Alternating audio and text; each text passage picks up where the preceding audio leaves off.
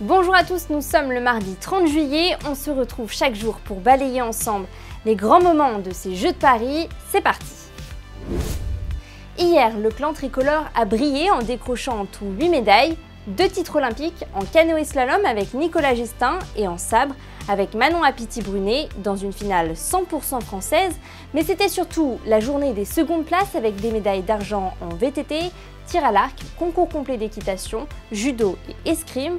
Alors, où en est-on au tableau des médailles? Eh bien, c'est une très belle remontada pour l'équipe de France qui se place à la 2e place du classement provisoire et c'est suffisamment rare pour le souligner. C'est une histoire qui a bouleversé la France, celle d'un cheval nommé Chaman du Monceau. En 2019, sur un parcours de cross, lui et sa cavalière Thaïs Meust ont gravement chuté. Un accident qui a coûté la vie à la jeune femme, alors âgée de 22 ans. Hier, en étant le dernier cheval français à s'élancer sur le parcours de saut d'obstacle du concours complet, Chaman, monté alors par Stéphane Landois, a offert à la France la médaille d'argent par équipe. Une histoire incroyable d'un cheval au grand cœur, une séquence pleine d'émotions qui marquera à coup sûr l'histoire des Jeux de Paris. Dans les images insolites repérées sur les réseaux sociaux, une vidéo prise par la judokate française Romane Dicot. On la voit partager une partie de Uno avec des athlètes canadiens et néo-zélandais, mais personne n'avait l'air d'accord sur les règles du jeu.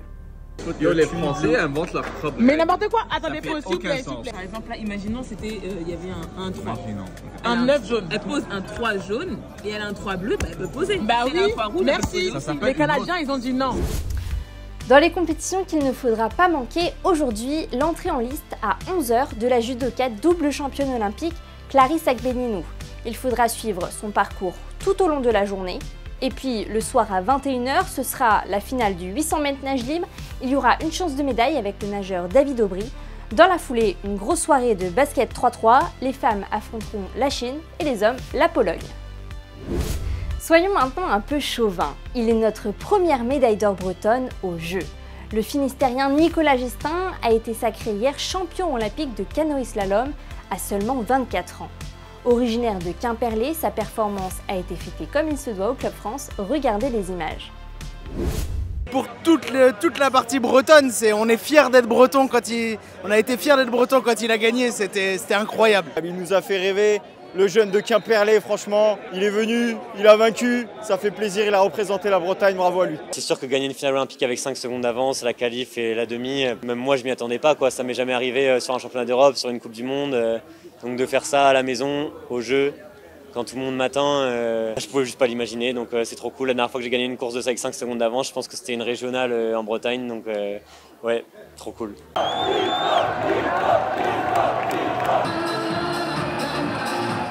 Une explosion de joie, quoi. J'étais trop content de vivre ça, d'enflammer un public comme ça. Eux, ils étaient au rendez-vous et je crois moi aussi, j'avais vraiment envie de leur rendre l'appareil. Ça a été une course extraordinaire, il a tout lâché, il a fait une perf extraordinaire. Le peuple breton qui était monté sur la capitale, qui était venu soutenir Nicolas, et ça a été une ambiance de folie avec tous les supporters au Club France.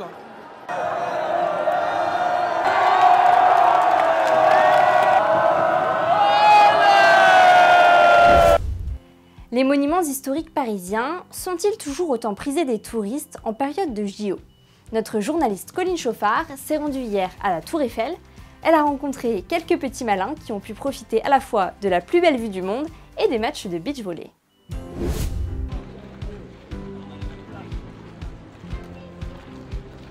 La Tour Eiffel ne va pas sans Paris et Paris ne va pas sans la Tour Eiffel, bien évidemment. On a plein de touristes de tous les pays, mais là, ils sont plus identifiables parce qu'ils ont des t-shirts, donc on les repère plus facilement. Toute la tour est ouverte, toute la tour est accessible au public, tous les étages. Donc les visiteurs des JO ont autant de chances que les visiteurs qui viennent là régulièrement.